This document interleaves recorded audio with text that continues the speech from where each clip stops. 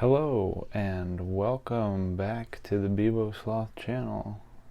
I'm speaking like this because it's midnight and everybody is asleep, and I'm gonna try and draw something here that I've been wanting to draw for a little while. And also I'm going to go through some channel updates. And yeah, that's about it. Let's get started. So this drawing is gonna be it's gonna be this guy, and he's showing up late to work.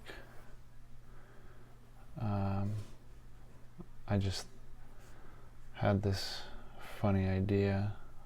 Of course, I think it's funny. I think all my ideas are funny. It might not be that funny, though. You be the judge after you see it. It's funny, whenever I draw shoulders, if I don't draw a line through the head, then they always come out crooked. And what's really funny about that is that I don't think that they're going to be crooked until the drawing is completely finished and I look at it like a day later. Okay, so that was too big. I'm trying to fit the whole thing on the page. It's no secret. It's gonna be a guy holding a briefcase. And I want it to fit. If you're wondering what this is up here, I was lucky enough to get a job doing a label design for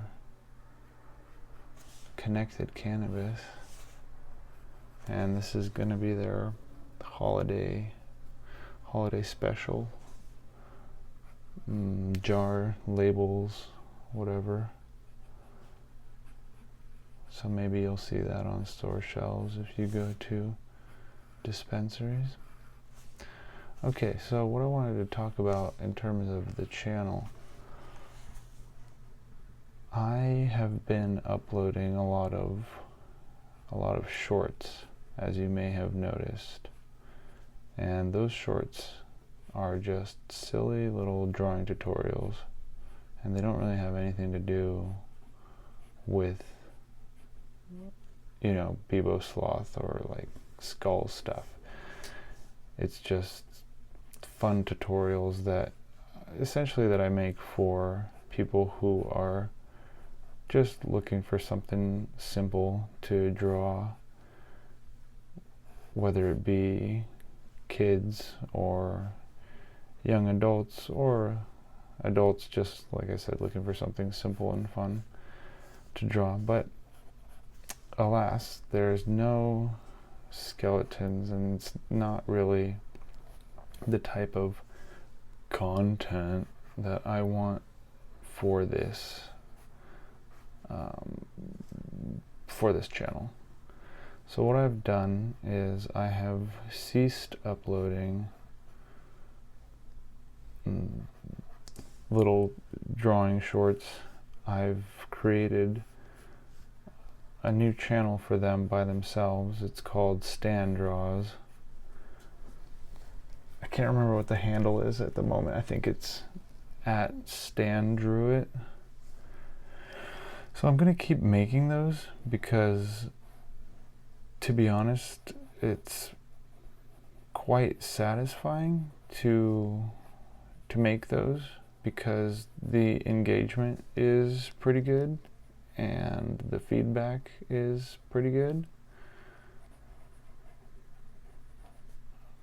The reason I'm moving them to a different channel is because I feel like the people who initially subscribed to this channel, they subscribed for the kind of stuff that I'm doing right now, and not for goofy little drawing tutorials. So I'm making a concentrated effort to not give up on my work.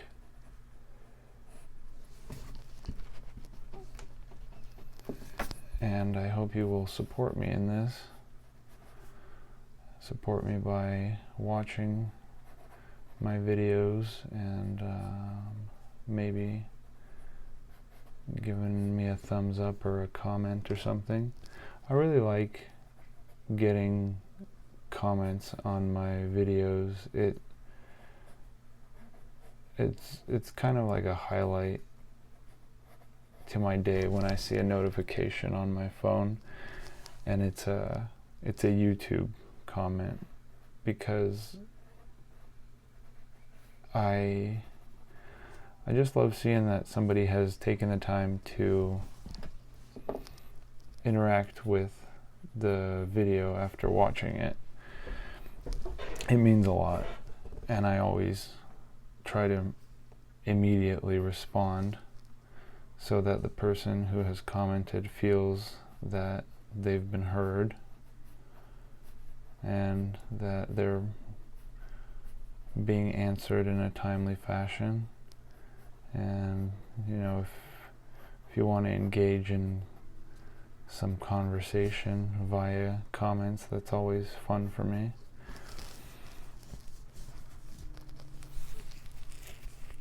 What else?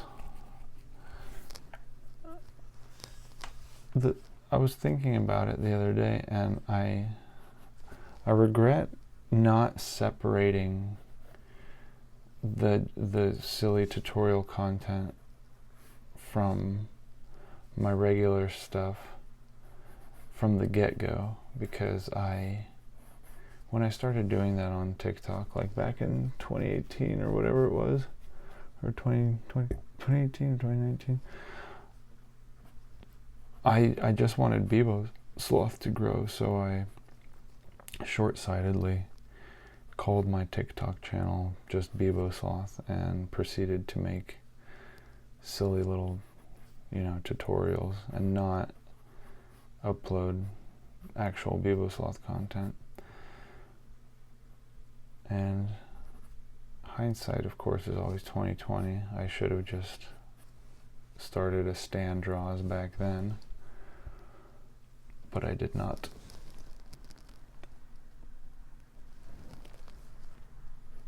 So now I'm doing it now, and I hope that you'll support me over there by giving me a follow. The channel used to be called Beebosloth Shorts, which, again, nothing to do with Beebosloth, except for that I am Beebosloth and that I was making the shorts, but other than that, it has nothing to do with, like, skull stuff, And I'd really like to just get back to what I've been trying to cultivate, which is thought-provoking and comedic content. Art, I guess I could call it art, in the form of skeleton drawings. I hope this is all recording all right. I know I said I wouldn't edit anything, but I think I might have to edit this a bit, just in terms of maybe doing some zooms or something to make it a bit more interesting.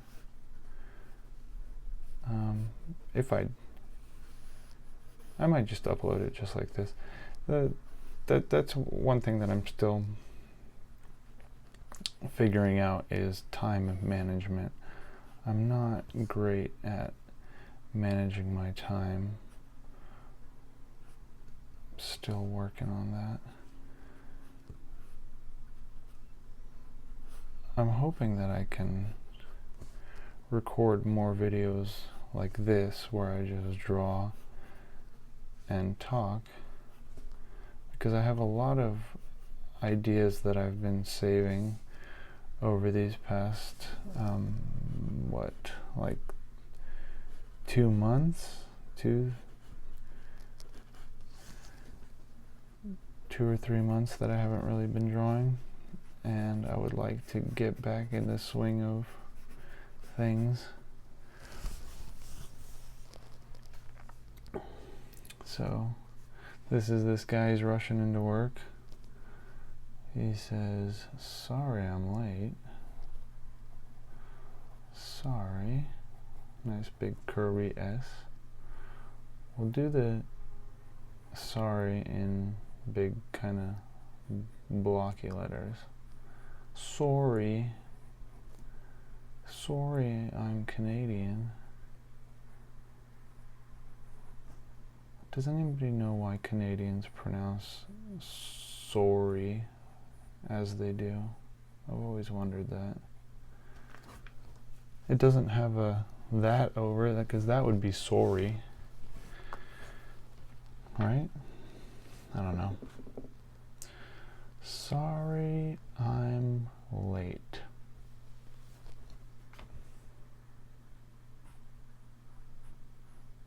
Sorry. So what video games is everybody playing right now? I'm kind of excited for Dragon's Dogma 2 coming out. So I went ahead and started playing the first one. I've tried to play it multiple times and I never really got into it, but I forced myself this last time and I'm really enjoying it. I just beat the dragon recently and I thought he was going to be the last boss, but spoiler alert, he's not. And now I'm playing the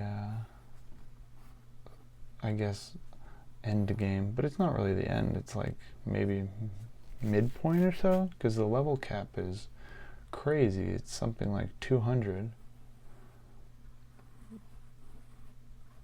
And another thing, I don't have a PlayStation 5, so I'm excited for Dragon's Dogma 2, but I don't think I'll be playing it because I don't think it's going to be released for PC anytime soon. I do have a pretty big backlog of other computer games that I would like to play, so I think I'll be good. There's this one that just got out of early access a few weeks ago called, I think it's called Lunacid, and it's kind of like a King's Field type of game, so I might just be playing that next. And my wife got me a Switch for Father's Day, so I might pick up some Mario game, play some Mario game. Sorry I'm late. Okay, here's the good part. I'm gonna have to let's see. Where should I put this text? I got here.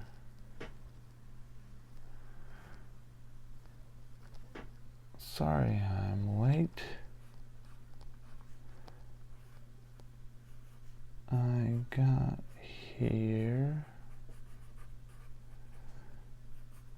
as soon as I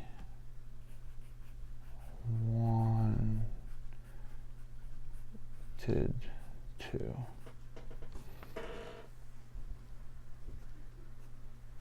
So, yeah, sorry, not sorry kind of thing.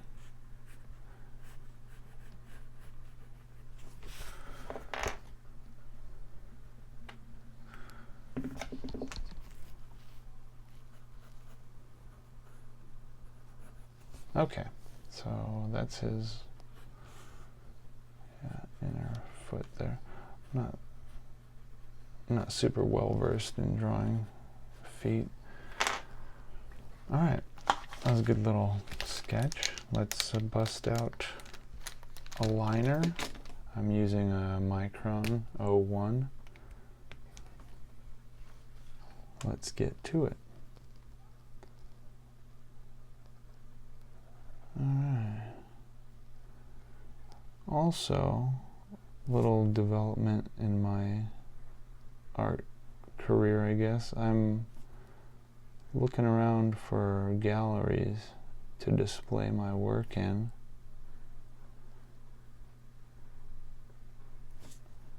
I don't know how much luck I'm gonna have getting my work into galleries, but if you know of any galleries, or if you are a gallery owner watching this, then please reach out. Let's talk. Let's put my stuff on some white walls.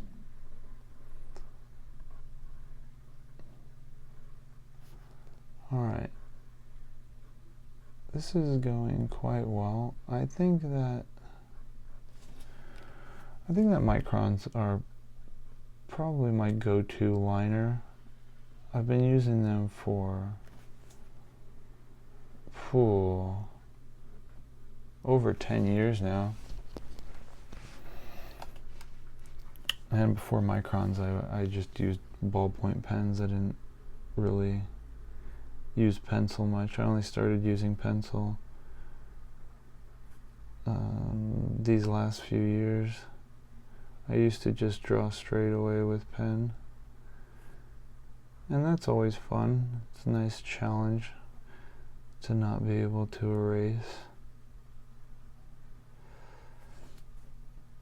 You can definitely have some pretty gnarly mess ups, but it leads to, most of the time it leads to good things, because you find new ways how to fix your work without erasing. You look at all your mess ups more as kind of opportunities to find some kind of new angle or inspiration that you hadn't thought of, that wasn't meant to be, or you didn't think was meant to be. And then there it is.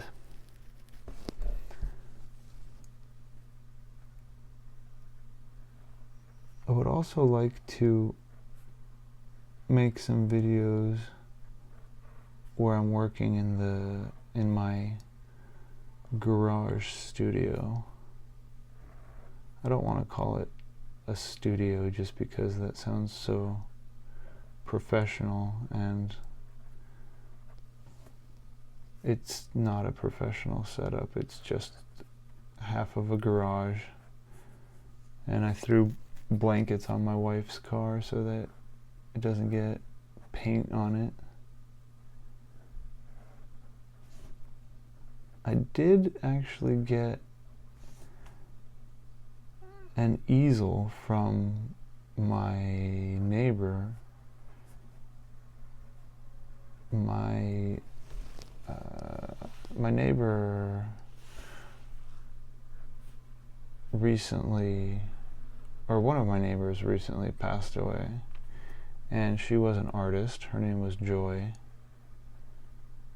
and her son, who comes around and helps, he gave me her easel because they didn't really need it for anything. And it's a pretty old easel. It's not anything special, but it helps me because my limited space in the garage is kind of freed up by an additional easel, so that when I'm working on something and it's drying, I can just switch over and work on the other thing without having to switch actual canvases on the easel. I just kind of turn slightly, and then there, I'm working on a new painting.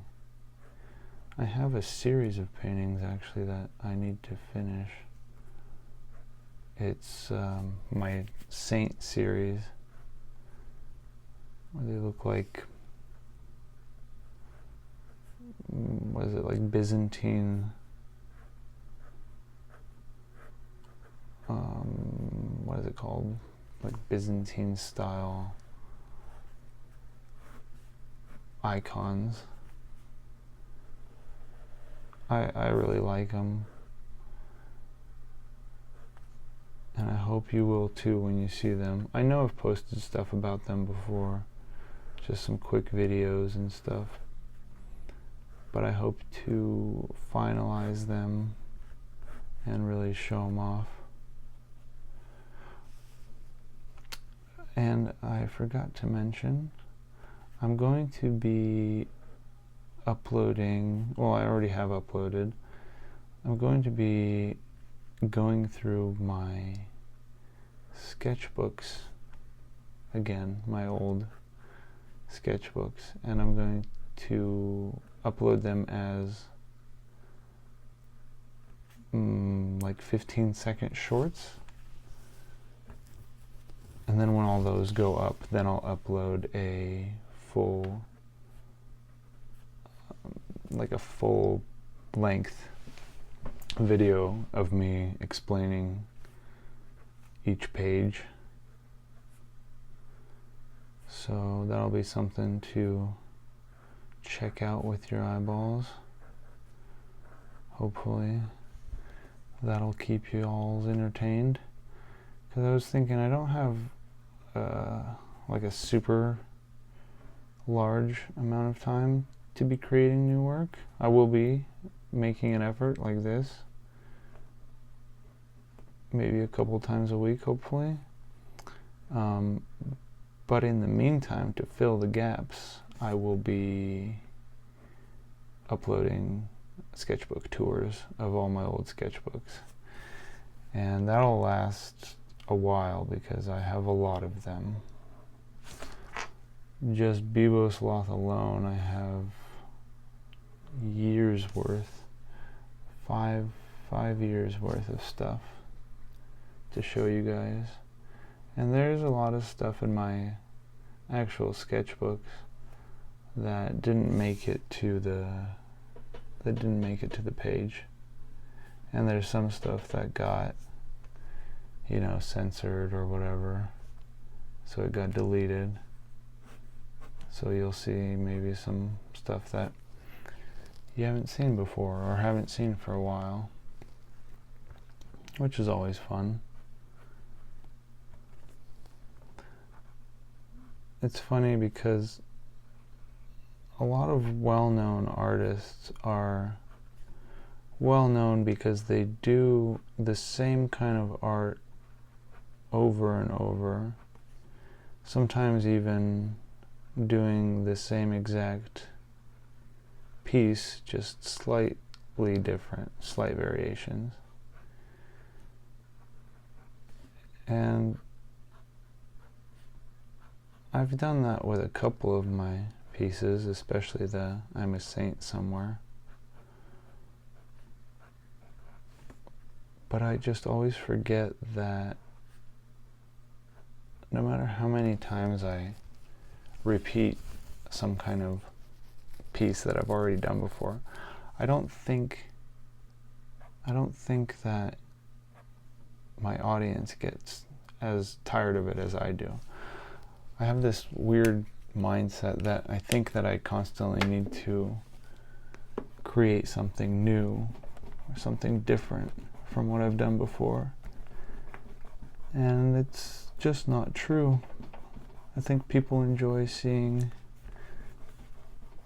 the same thing over and over again. Well, to an extent, because it's kind of comforting. They recognize it. There's no surprises.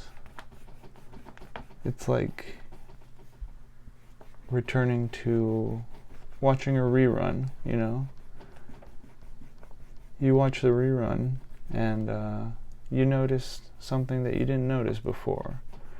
or you just laugh at the same jokes that you were laughing at before, and it feels good. So what I'm trying to say is that repetition is good, and it's nice, and it's comforting, and in the art world, it's no different.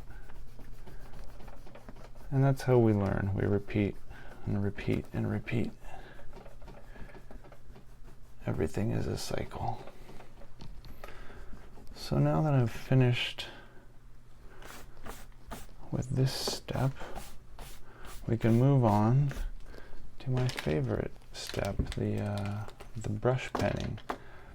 I really love these Tombow Fudenosuke brush pens. Water-based pigment ink, soft tip, made in Vietnam.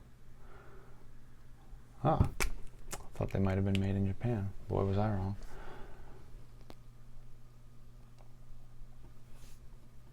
Okay, so the line work only took about 10 minutes. That's not bad.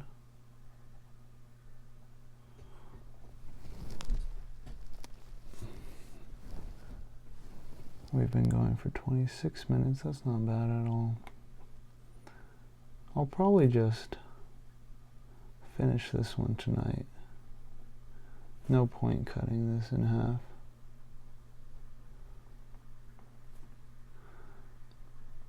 It's another thing that I've been thinking about is the time it takes to create art.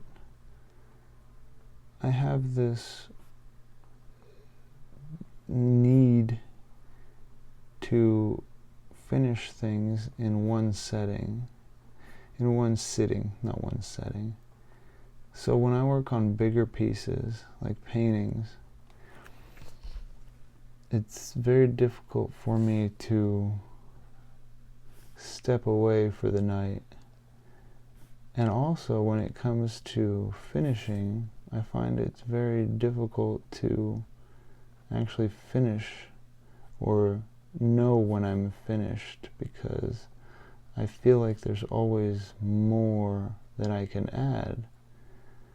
And sometimes that's just not wise, because I have ruined a few good pictures by adding too much detail, or just too much stuff is going on, when sometimes it's just better for things to be simple. It's important to remember it's important to be able to know when to stop, when to just leave the picture as is, because as the artist, as the creator, we have this tendency to want to keep fixing or keep adding until it's just right, you know. And so many times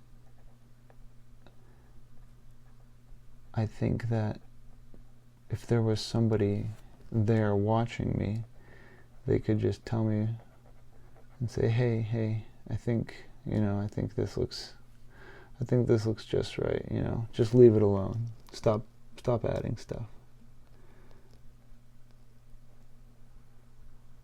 Maybe I'm wrong. I don't know.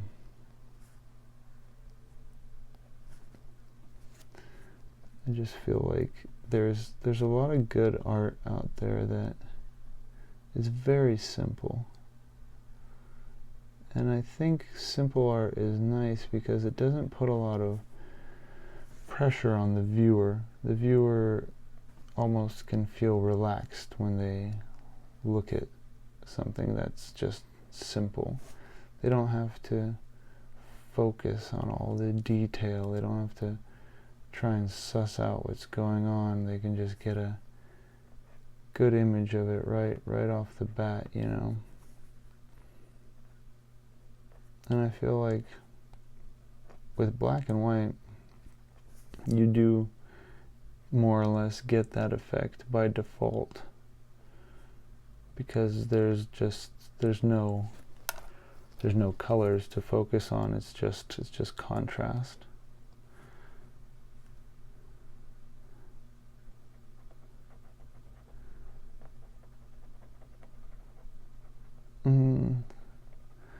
And that's another thing that I've been thinking on, is color. I really don't use a lot of color, and I think that my work maybe suffers from the fact that I don't, but I also think that it maybe somehow weakens it in a sense. I don't know. Maybe that's just my cop-out to not using color or not learning how to use color. Let me know what you think. Let me know if you want to see more color, because I feel like color is life. And even though I draw skeletons, I'm not necessarily trying to, just draw death all the time. The reason for the skeletons, I'm sure you all already know, but the reason is because I want people of any race or gender or I want any human to be able to look at my work and to be able to picture themselves as the hero in my pictures. Because when I draw them, I always picture myself as the hero or the character, so to speak. And I think that's what a lot of people do when they read comics or watch shows, is that they empathize with the main character or the subject of whatever show or art that they're watching. And I think that a skeleton is the ultimate symbol of humanity. And if you can't empathize with a skeleton, then you can't really empathize with your own humanity. You either don't believe that you're mortal, or you maybe think that you're above it somehow. I don't know. I'm not those people. All I can do is speculate. But yeah, that's the reason for my love of drawing skeletons. It's just my way of trying to relate to people.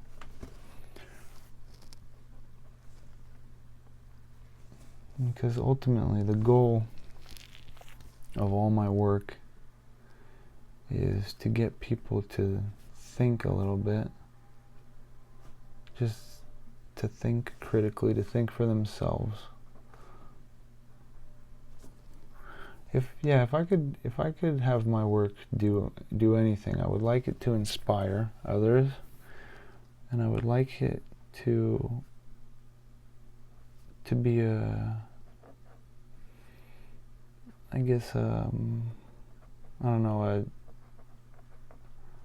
tool, so to speak, to get people to think for themselves. They think, why did he draw this? What's the meaning behind this? And I want everybody to take away their own interpretation, their own ideas.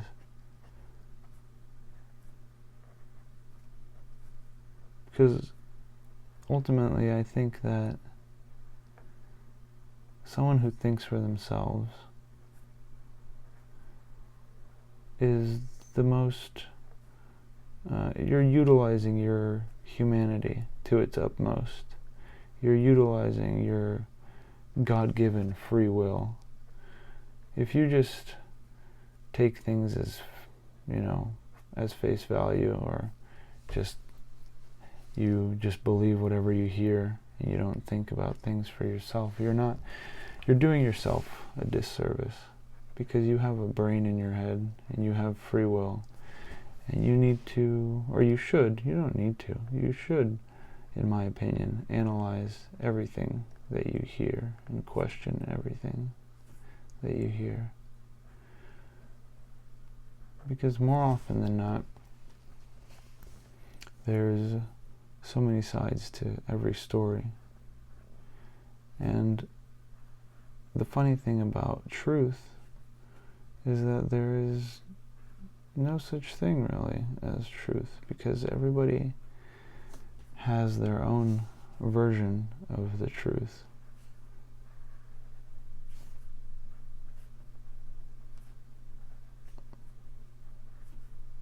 So all we can do at the end of the day is just think for ourselves and be the best people we can be. So here I'm drawing him with this striped tie, this diagonally striped tie, because I have a tie just like this, and I have seen this tie in movies and in TV shows. It's like a red, like a burgundy and navy blue striped tie. I guess it's just like a very popular design.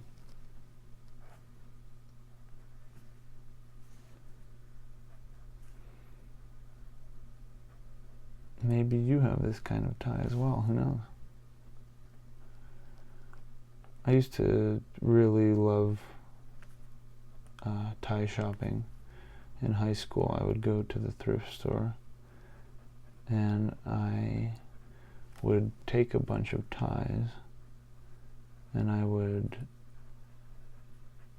put them, well, first I would pick out the ones I liked, and then I would go into an aisle where there was nobody, and I would lift up my shirt and I would tie them around my waist. And I would repeat this until I had probably about 15 or 20 ties tied around my waist, and then I would do it around my legs. And the reason I would do this, the reason I would steal from thrift stores in high school, was because I needed that my money, I needed it to buy weed. And how was I gonna, buy weed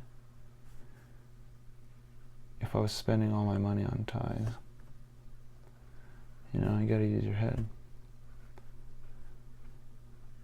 And yeah, so in high school I had quite a lot of ties, and then when I was done with them, I would just donate them back to the thrift store. So I felt like I was never really stealing them, I was just borrowing them. I actually did that with a lot of stuff. I would just take it from the thrift store and then wear it for a while, and then I decided I didn't want it anymore, and I would just bring it back.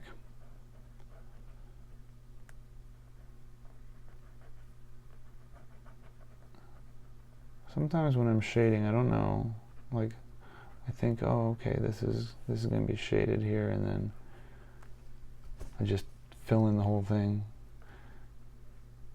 That's another thing that I would like to really practice is shading, because shading without a visual reference can be a little challenging for me.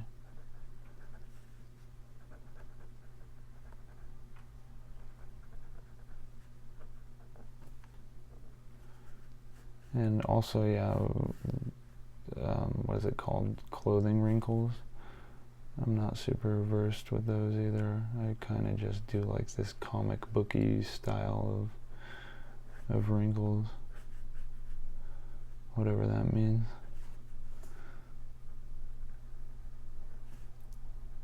And now we're coming to the shoe. He's got those business socks. Funny thing about the laces here is that I've given him quite a long loop, and these kind of shoes, they never come with enough lace to make that big of a loop, like ever. If anyone who's watching this has ever worn dress shoes, you'll know what I'm talking about. They give you these thin little laces, and they're just like a little too short. It's weird.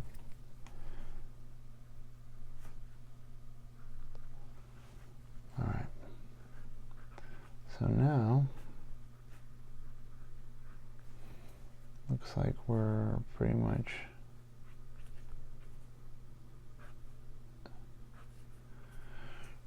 locked in there with his little running pose. Do a little bit of the shading on the bones on the hands. Can't forget my signature blotchy style, whatever the heck these things are. Little shadings. I think for not drawing for a little while, this came out all right. I mean, I have been drawing like commission stuff, and if you want to commission me, I am open to commissions. It may take me a while, depending on what you need. You can expect a 48-hour to 1 week turnaround time. If you pay me right away, then you can expect to get your work very quickly.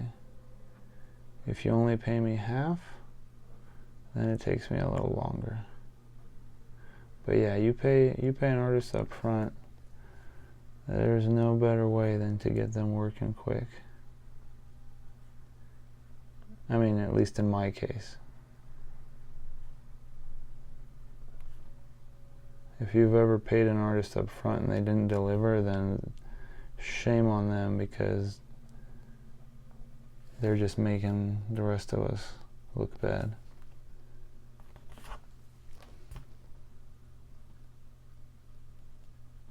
All right, here we go.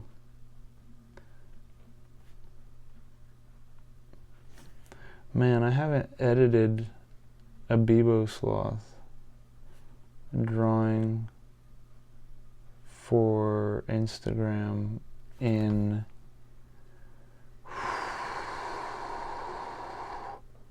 oh man, it's been like, I think, I can't even remember. Let's see. Let's take a quick look.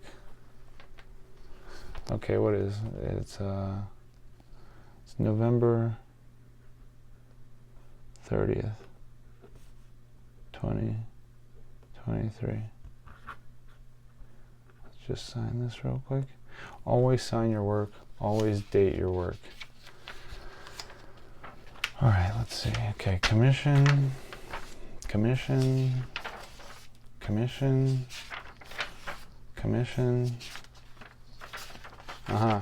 Here's the last one I did. 5/31. May 31st. And then before that, May 13th. And before that, commission. And before that, April. And then this is also commission. Commission sketches. All right, well, it's been 4 months.